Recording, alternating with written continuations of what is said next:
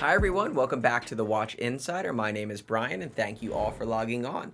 I'm joined tonight by Tim Masso, Howdy, folks. who I hope you all are already familiar with. Again, this is the Watch Insider, and tonight we have a smattering of different watches from all different brands for you guys to see, for us to talk about. This is a live show, so please feel free, ask any questions that you have, whether it's about the watches that are here on the table or just watches in general, and Tim and myself will be happy to answer. All right, well, we got a watch that can speak for itself, and because this one is actually outbound, I want to make sure it gets screen time immediately. Back in 2013, Ulysse Nardin launched the Stranger series, and appropriately enough, it was launched with a watch that literally plays Strangers in the Night. You probably remember the Frank Sinatra version of it. I was disappointed to learn that it was not Strangers in the Night, the UFO live album. All the same, this watch pushes all the right buttons, particularly because it has 3 buttons to push. So without any more ado, let me play the music so you can get a sense of what it's about. And we can probably do a close-up as this happens.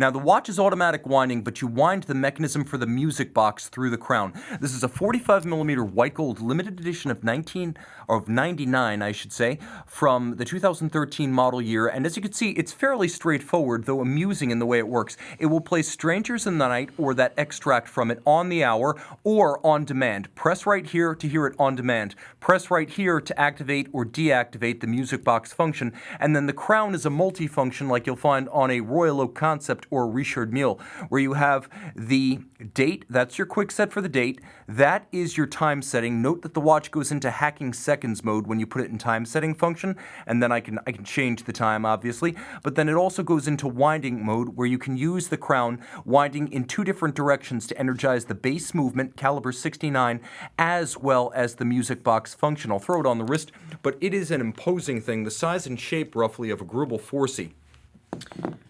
Let's see that thing on the wrist. Throwing it on the wrist. Your little wrist. It is way too big for me. I love what UN does, but I don't think you can downsize a music box sufficiently to fit on my forearm. As you can see, it is a beautifully made thing with an uncommon symmetry about it.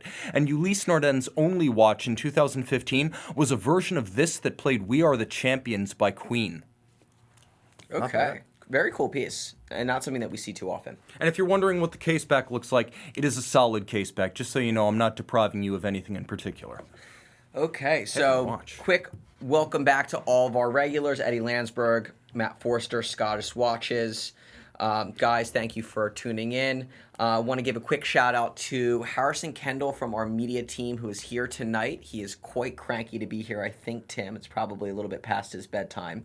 But we're happy to have him here nonetheless. I'll be fair to Harrison, he is working overtime. We got Sven, good day from Sydney. We've got Monkey C Production. We've got Caio Campos, BNS, Turkischer Meister. I can see BNS is quite impressed. Turkischer Meister, our friend in Turkey. Happy to see Brian and Tim present. Matt Foster, Monkey C Production from Chicago. We got James B from Houston, Texas. And I've got Horology Homies from my old neck of the woods on Syosset, Long Island, New York. All right, Brian, what are you feeling right here? So I am feeling like, why don't we talk about the GS first? Because, start with a bang. So here we have an SGBK 005. This is a 2019 production watch from Grande Seco. It is the first new manual wind movement, I should say, that Grande Seco has come out with in 8 years that's in this watch. It's a beautiful galvanized dial. Very interesting, almost roundish to no-shape case. You've got that galvanized blue dial, as I just said, power reserve indicator, and limited edition of 1,500 pieces. So overall, beautifully executed watch from Grande Seco. I think that this is very much in line with what their fan base expects them to do and to produce. And I would say that, I'm excited to see what else comes from this movement. Now, this is a handsome watch that's exceptional in a couple of fashions. First, Grande Seco went bold and omitted the date on the dial. While I like the date on a dial, I realize there is a large and persistent movement for no-date watches, and it is difficult to give up mainstream appeal by going with a no-date dial. Second, the balance between the small seconds and the power reserve is attractive, but also think, when was the last time you saw a small seconds manual wind Grande Seco mechanical caliber? You're going to be thinking about that for a while. The 3-day power reserves, courtesy of a new 9S63 movement 3-day power reserve. The movement is handsomely executed and more visible than most because of the lack of a winding bridge and winding rotor. Now, the case measures about 39.5 millimeters, as my calipers tell the tale, and it is a lovely arcing, elegant case, and this is after all the Grande Seco Elegance collection.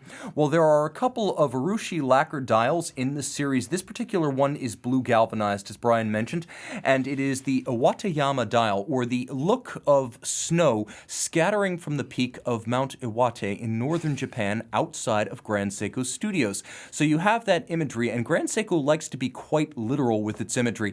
I found a Grande Seco watch today that featured a autumn-inspired dial that is also evocative of Japanese lacquered wood floors. So if you are a fan of traditional Japanese imagery, whether it be anything from a mountaintop to a floor, you are going to find a Grande Seco for that.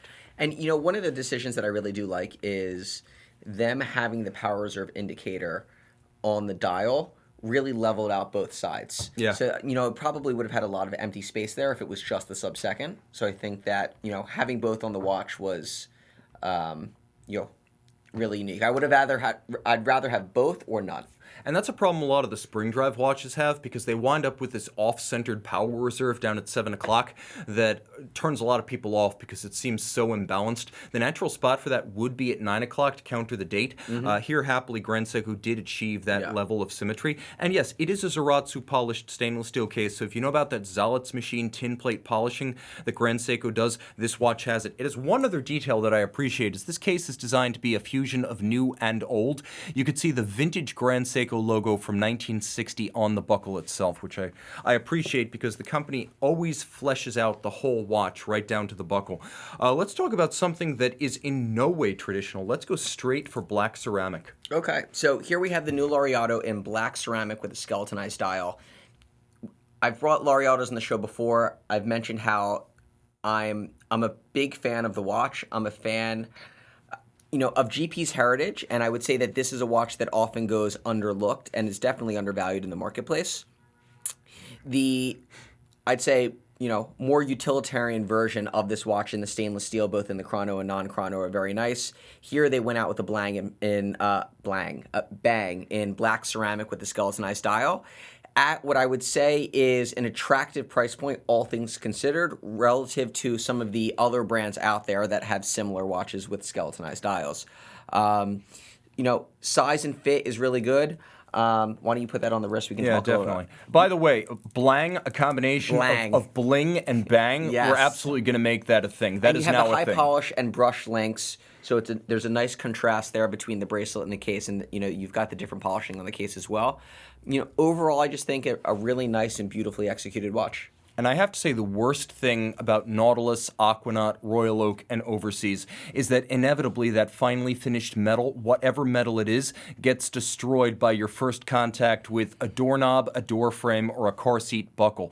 The bottom line is that with ceramic, you don't have to worry about that. If you're not the one to absolutely destroy and thrash your watch, you're never going to exceed the threshold of damage for ceramic. If you're not one to crack and fracture sapphire crystals, that's a good rule of thumb. You're going to enjoy ceramic, as the watch effectively looks new forever. Now, a few things to highlight here. This is a 42mm case that's actually just under 11mm thick, so it's nice and low. And one of the ways Girard-Perregaux achieves that, despite automatic winding, a 54-hour power reserve, and the 100-meter water resistance all in one, it's because the bezel itself is a structural component of the watch. You can see, unlike an Aquanaut, a Nautilus, or a Royal Oak, it interfaces with a tool that threads the bezel straight into the top of the case. thinning out the case structure and making the bezel structural and functional in a way that the bezel of the other sports watches is not. Now, I should also mention that the Laureato is a true plank owner of that old integrated case, lug, and bracelet design, as the first Laureato with that design came out in 1975,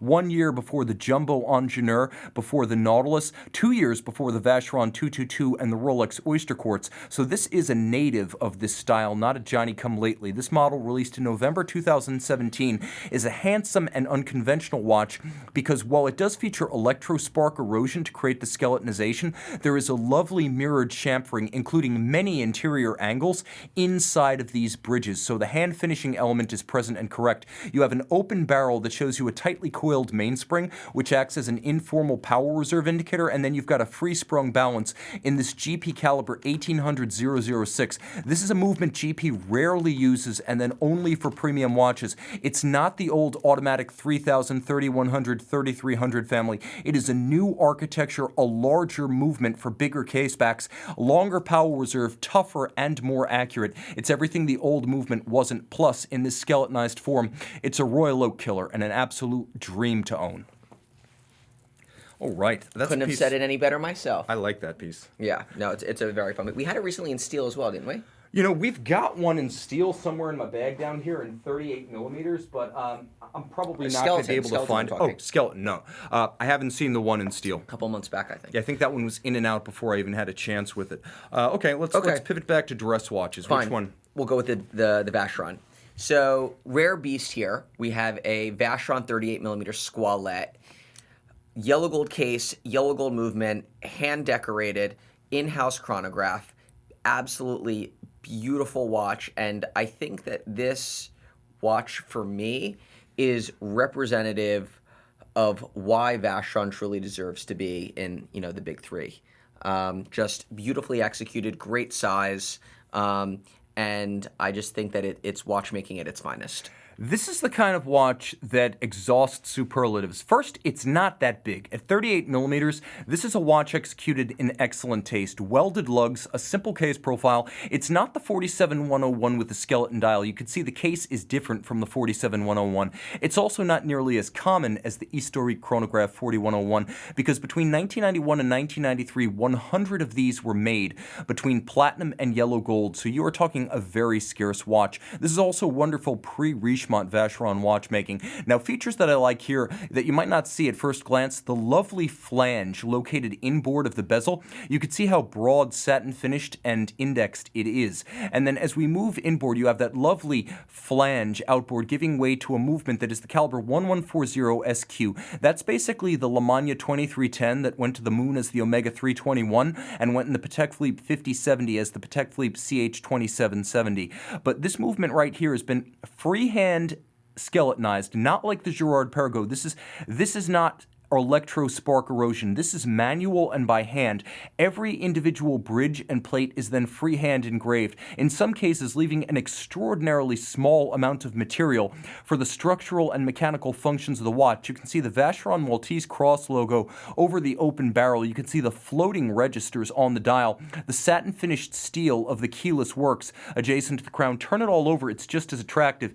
As you could see, all of the steel satin finished elements of the chronograph architecture and then the gold-plated brass elements of the movement itself. This one probably needs to be wound a little bit. 48-hour manual wind power reserve, big slow-beating balanced pocket watch style, 18K beat rate, black-polished swan's neck regulator, overcoil hairspring made by hand, and a lovely timepiece that's wonderfully deep with a column wheel and a lateral clutch. And you could see why a column wheel and a lateral clutch is preferable. It's beautiful. Everything is visible. It doesn't have the soulless, austere efficiency of a vertical clutch system. This is a wonderfully beautiful traditional chronograph, and yeah, the seconds hand jumps a little bit, but if you're wearing a watch like this, time is on your side. A timepiece that wears really nicely thanks to its spindly lugs. You can see it's an excellent and discreet watch in spite of its preponderance of yellow gold inside and out. A really handsome, rare, and collectible Vacheron piece for the Vacheron purist.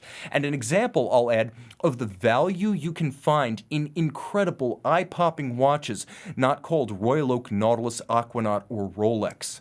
Brian, I don't think this watch is selling it must be selling for half of what like a used Nautilus sells for. Like, I gotta check this, but I would imagine that watch right there cannot be selling for more than $47,000. And I'm No, gonna definitely check not. it. That watch is absolutely monstrous, and I'm gonna check right now. 47,100 is the reference. I've got our database right here. Let me see if I can track this down. Guys, let me know what you think of that watch right there. Okay, we're asking $29,000 for that watch. So guys, that's not even the retail price of a new Nautilus. Please, someone strike a blow for good taste and the watch collector enthusiast fraternity. Buy this watch. Team Asso at thewatchbox.com or Brian at Govberg Watches. Please, give it a good home. It deserves one. Now let's jump right back to the live chat. Okay. Any questions? DB is joining us from England, Warwickshire, and I can see right here Alexi Simola from Finland, and Peter Richard is saying nice. We got S Tiger, we got John Doe, and then right here we've got Joe Mays joining in from West Virginia. Keep up the good work. He's a fan of the show. Thank you so much, guys. I really appreciate your support of the show and your support of me and Brian. Let's go hardcore sports watch right now. Let's go with the Breitling. Okay, so here we have a Breitling Cosmonaut in DLC coated stainless steel. So, different look, different feel than the black ceramic GP. And I think that black watches in general all sort of get lumped in together when there's a lot of nuanced differences between, let's call it an all ceramic watch or, a DLC coated steel watch or even DLC coated titanium. They all have a slightly different look and feel. This, the black of this watch has I'd say it's more of a grayer tone. It's not quite as deep. And, the watch itself was executed, I think, quite well. Now, and it was a limited edition. You'll be able to explain a little bit better about who it was for. But I think, for me, the epitome of Breitling today really is the Navitimer line. And I think that it's watches like this that really gives me, again, hope that Breitling is going to sort of burst back onto the scene into a spot that it deserves because, they're still producing great watches. I think there's a lot of heritage there that they can draw from, and they just need a couple big hits, to get going again. Now, this is a great watch because in a lot of ways it's both historically evocative and relevant in a contemporary sense. This was a 2014 limited edition of 1,000 pieces in what Breitling calls black steel, and it makes sense. This is not an Hublot all black. This is a watch that's designed to be low-key and matte finish to reduce glare. It's a tribute to American astronaut Scott Carpenter, and you can see Mercury Atlas 7, the May 1962 space flight, in which he did use Breitling watches, and he is the father of the original reference 809 Cosmonaut. The Cosmonaut traditionally was the 24-hour dial version of the Navitimer. Did they make a 12-hour of this particular edition as well, or was it just the Cosmonaut?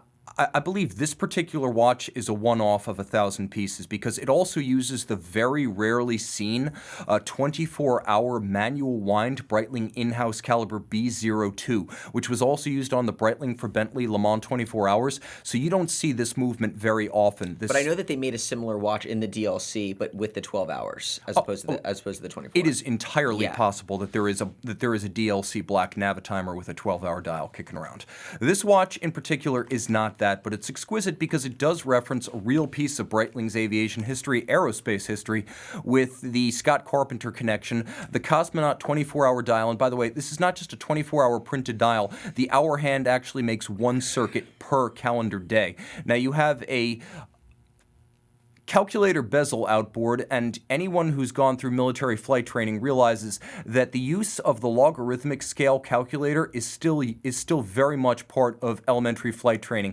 What it is fundamentally is a calculator for multiplication and division, and then you can add your units to find anything from fuel consumption to ground speed, and it's even handy for calculating a tip at your restaurant. The B02 caliber inside is a special one, and you know it's a B02 caliber because you have M for Breitling black steel, and then B02, meaning it's a B02 caliber. It is a certified chronometer. It is a limited edition. It is a rare manual wind in-house Breitling. You can see the Aurora 7 logo right there, or I should say Mercury Atlas 7 logo right there. The timepiece, of course, with a wonderful vintage-inspired dial, but also an unconventional strap, as this is the Ocean Racer bracelet that you don't see too often. In bracelet and strap form, it has these distinctive multiple perforations, and while it's inspired by a metal bracelet, it's a rubber strap with a distinctive look, and Breitling's premium clasp, as this is the Brighton Clasp that has both trigger actuation, and if you look internally, it has a push-button slider for fine adjustments. I like everything about it. A vertical clutch, column wheel, chronometer certified, manual wind, 3-day power reserve, in-house caliber, in a watch that pays tribute to real Breitling heritage. And I feel that even now, Breitling doesn't have the best command of that, so that was a good effort by the Schneider family back in 2014. Okay. Oh, and we have a note from Eric Nielsen. Yep, it's the E6B flight computer. The circular slide rule. Yep, I remember learning to use that when I was in the Navy, and that's how I know how to use the Navitimer bezels today.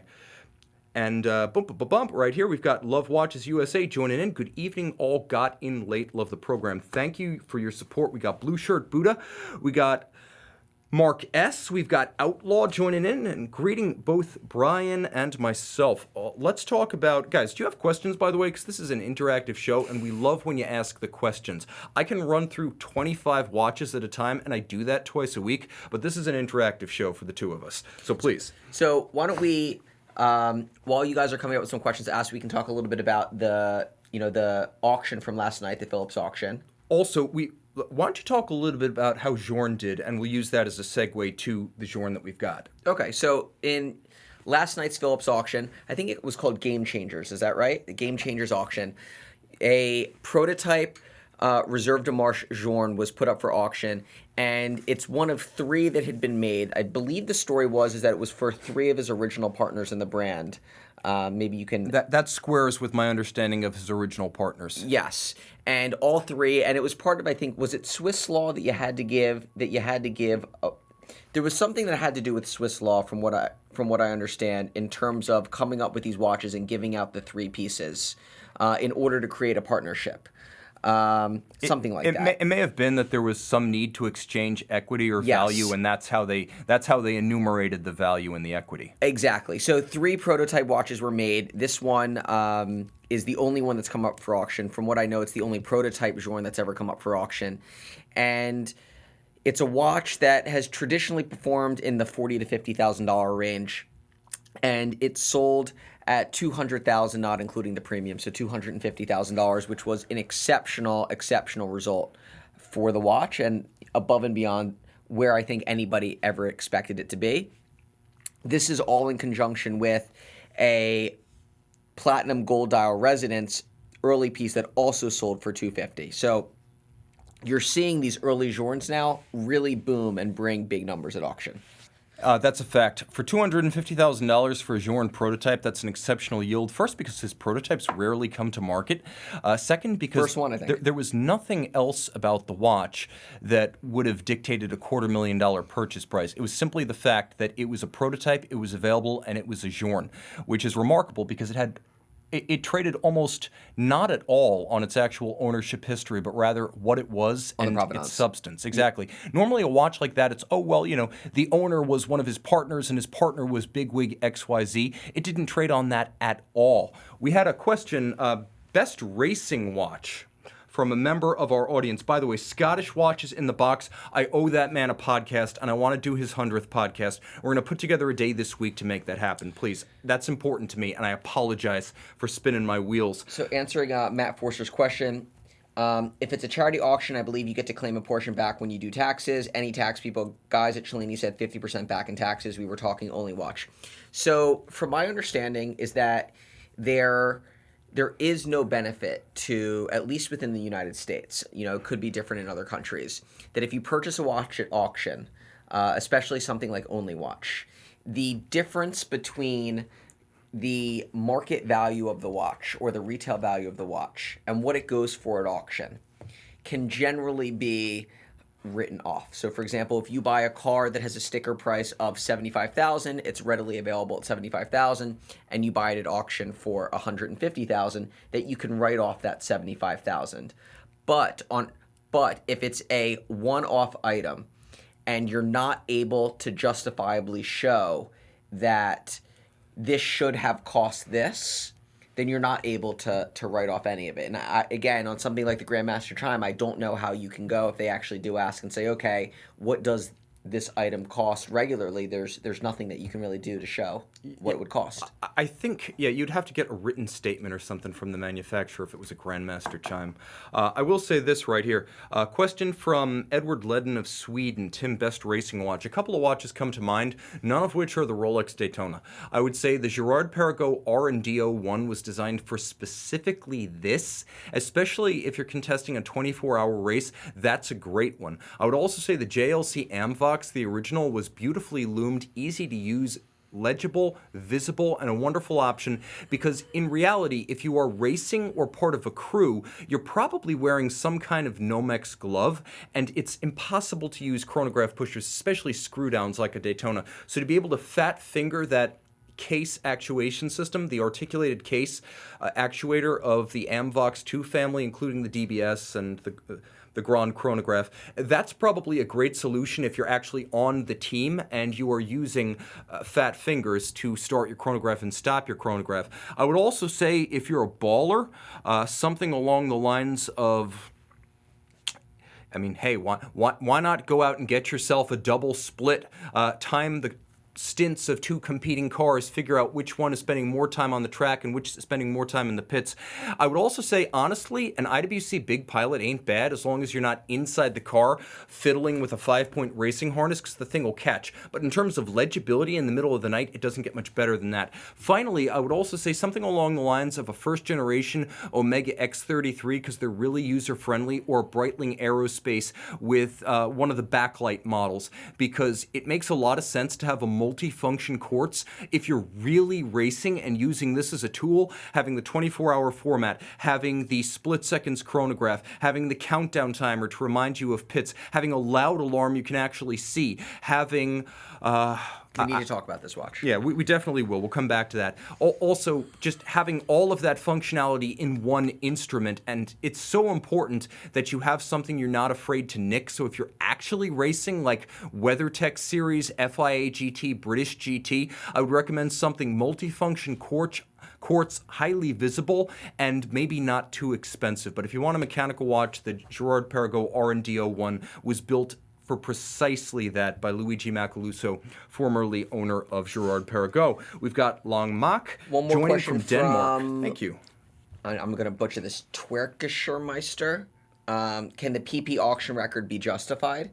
Personally, I think it can, because I think that you have to look at it like it's going to be the most expensive watch sold in our generation. You're not going to. There's nothing that's going to come along that they're going to produce that is going to beat that price. And there's really not going to, there's no vintage watch that's going to come about, I would say, that's going to necessarily beat that price, because we would sort of know what that watch is. We just wouldn't know where it's sitting. Like maybe John Lennon's Patek or something like that. But other than that, I just think that they produced a watch in a one-off example in stainless steel that they were pretty confident would be the highest selling wristwatch of all time. And I think that, like a piece of art, it's just that. I think that it's a one-off piece of art that somebody wanted to own, and that's how I personally would justify the price. No different than a piece of contemporary art. Sean Jones joining us from Singapore. Thank you for getting up early with us. Everyone in the Asia-Pacific region who is getting up with us, we appreciate your mornings. We will come back to the Journe. There was a question, what are we doing for Christmas? What are we doing for Christmas, Brian? I personally am doing nothing. My wife is giving birth at the end of January, so we're going to be home and, in the cold. That's your third? Third. You're going to be busy. Okay, I am probably going to be choosing gifts for my family that I shall not mention here because I know they watch the program and I don't want to ruin the surprise. But stocking stuffers, everything is on the table, from candy to pens, Swatch watches. I like to stock the stuffings because I love to stock the socks. The stockings, because that's the best part of Christmas, when you just unload all that at Setterini. I would say realistically, I do think that the record for the Patek will be broken. and probably sooner than people think. I don't think the What could it price was possibly be? justified. Well, considering that this was a new manufactured watch, all it takes is for someone to come along with a sufficiently attractive new watch. It's not like this is Patek Philippe's, Yeah, but Patek's Henry not Graves complication or Paul Newman's Daytona, where there can only be one historically. If you can make a new watch and sell it for that kind of money, someone else, maybe even Patek, could make a new watch and sell it for that kind of money. I mean, Patek's not coming out with a watch that's going to retail for anywhere close to that. And that watch didn't retail for close no, to but that. exactly. But the point being is that the Grandmaster Chime is currently a regular production watch, and it trades for, let's call it, anywhere from $3 to $5 million. Yeah. So ultimately, new it's even less than that if you get approved. yeah. So ultimately, it's just going to come down to, are they really going to produce something more complicated and then do a one-off example of that? I mean, I don't know, but I don't see, knowing how long it took them to produce the Grandmaster Chime, I don't see something more complicated coming out of it. It might be less complicated. It might be that they decide, you know what, we're going to do a one-off titanium reissue of like the 1518, and all of a sudden, they go out, they get a new old stock movement, they finish it to Patek Philippe seal, they add Gyromax, they add a silicone hairspring. I still don't know they that. case I still it in don't know that. titanium. I still don't know that it would bring that, just based on the level of complication. If Patek Philippe wanted that watch to have the record for all time as the most expensive not for all time, for the moment, as the most expensive wristwatch ever sold, and Patek was behind that sale in one way or another because they knew they were going to break the record. And when you're whispering that we're going to break the record, that suggests that the money will be found one way or another. So let's say something truly exceptional comes out. Let's say it's a charity benefit. Let's say it really is literally a one-off reissue of a historic Patek Philippe piece, and they want to move the mark beyond reach because other people have been paying, 20, 25 million for watches. All of a sudden, I can see this happening. But even rare 1518s, like the Phillips auction last night, a red, previously undiscovered early 1518 sold for 1.8 million. 2.4 all in. Yeah, but a Grandmaster Chime sells new for 2.3 million, so the basic price of the watch is less consequential than the circumstances. I also think, realistically, someone might Vintage just isn't bringing those numbers. Someone might say, well, reissuing, if they made a new 1518, it wouldn't be vintage. That's what I'm saying. No, but they've done titanium. Like they did a titanium Sky Moon. Do you remember when they did the reissue, the one-off Blue Dial reissue base metal of the 5016, and that was briefly the most expensive wristwatch ever purchased. Yeah, I think they could do something like that. But it was also the most again. complicated watch they'd ever made at the time. Oh, the 1516 wasn't their most complicated. No. I'm saying other than the Sky Moon, the Grandmaster Chime wasn't out yet. I want to say that the Grandmaster Chime came out in 2014, so it was out when that watch was auctioned. I don't think so. I thought the Sky Moon was the most complicated watch at the time. No, the Grandmaster Chime came out for the 175th anniversary in 2014. My point is that I think the circumstance will dictate what the most expensive watch is, and this was a case where Patek Philippe wanted to take back the record. Now, let's say Vacheron Constantin declared, we're going to come out with some incredibly charismatic watch, and we're going to finance the buyer up to $25 million, and the rest is his own money. A straw bid, in a manner of speaking. I could see something like that happening. I never thought. I remember back in the 80s, I want to say it was... Well, I've heard through somebody else they know who the buyer is, and it's definitely not Patek. No, I don't believe the buyer is Patek. I do believe the buyer had an angel on his shoulder, if you know what I mean, especially at that price. No, it's actually just super wealthy businessman. Oh, I'm sure he's super wealthy, that's for sure. So here's the thing. Remember when Ferraris started hitting the $10 million mark in the late 80s, early 90s? I don't think anyone ever imagined that a car of the same vintage would sell for over $30 million anytime soon. But really, how long did it take? It took about 20 years for that to happen. And we've seen the price of... And then that was a relatively long period of time, but it happened. First cars exceeded 15 million, then 20 million, then 25, and then eventually they hit the $30 million range. And I would say, just as we've seen in modern art, eventually you will find some breaking point at which people are simply trying to claim a trophy, to briefly say they have the most expensive ever bought. And I think we've seen now so many resettings of the most expensive wristwatch in just the last 5 years that there's a good chance within the next 5 years, someone, either a brand or an individual with an ego and something to prove, will make a run at that watch. We thought the Paul Newman record would stand for a long time. It stood for, like, we can almost enumerate it in months.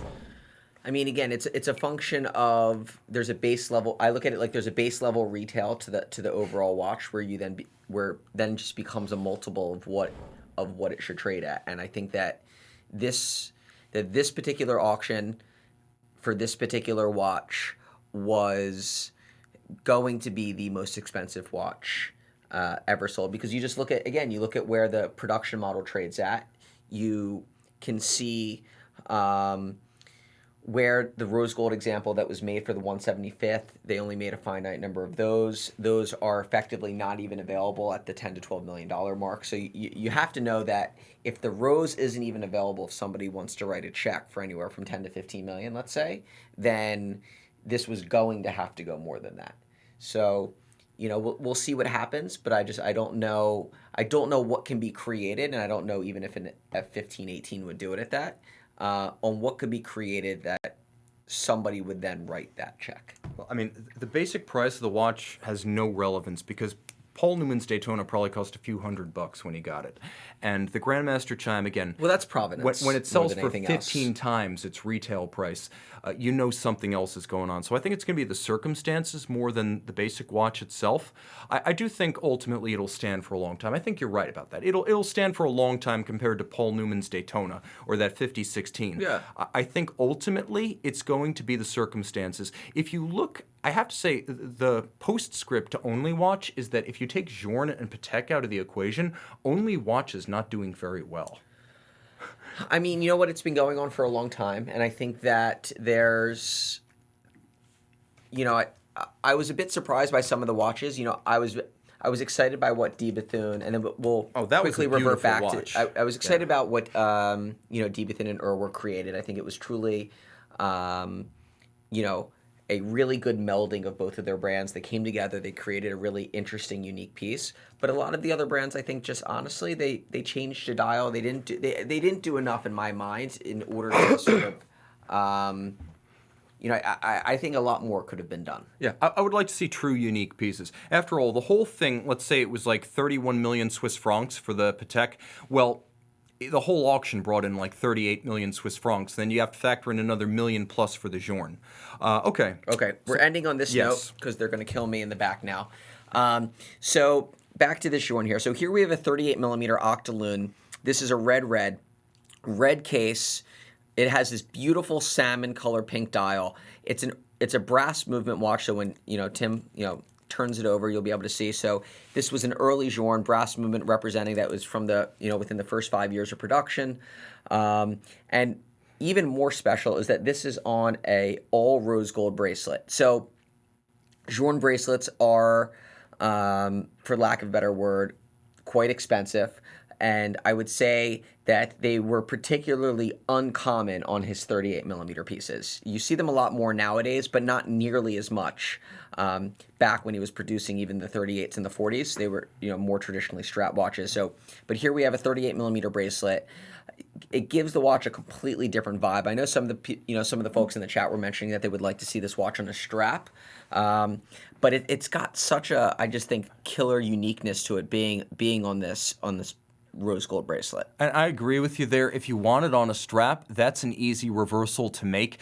It's much, much tougher to find a period correct early 2000s FP Journe full rose gold bracelet, because ultimately there are differences. There are differences in the clasp design. There are differences in the end link design. Even the hallmarking is different, as this is one of the old French hallmarked end links. And it is true that people look for these early Journe bracelets. If they're rare today, they were as rare, as I like to say, as hen's teeth on a rooster in the early 2000s. So Brian's right. It looks great on the bracelet, and if it's a bit much for you, buy it this way as a collectible and put it on a strap. It is much harder to do the opposite. And ultimately, it's also a lot more expensive, just given the price of the bracelets in general. I mean, it's the expense of the bracelet isn't necessarily translated across as much when it's pre-owned. I think you get a lot better value on a gold bracelet when you're purchasing it pre-owned versus buying a new one. So it is not a bad idea to just buy a croc strap and buckle for it, but the watch is absolutely awesome. And, we, with the prices of the brass movements literally shooting up by the day, it's actually one of the last ones that we have in stock. I'll also say that in general, the Octo Loon is a bit of an underappreciated model. It has the same Octo movement, 5+ day power reserve. It'll actually run for 7. The brass caliber is important because even though materially less valuable than the subsequent gold, they are scarcer, and scarcity is everything. It's also a great looking tonal contrast on the case back between the rotor, the case, and the bridges and plates.